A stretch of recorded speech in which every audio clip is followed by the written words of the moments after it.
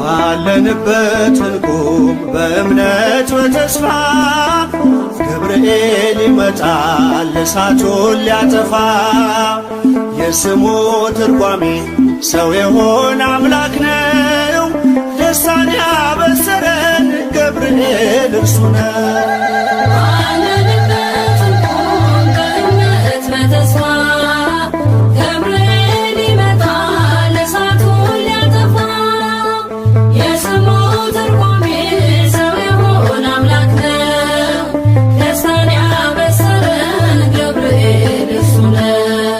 ባለንበት እንቁም በእምነት በተስፋ ገብርኤል ይመጣል እሳቱን ሊያጠፋ። የስሙ ትርጓሜ ሰው የሆነ አምላክ ነው። ደስታን ያበሰረን ገብርኤል እርሱ ነው።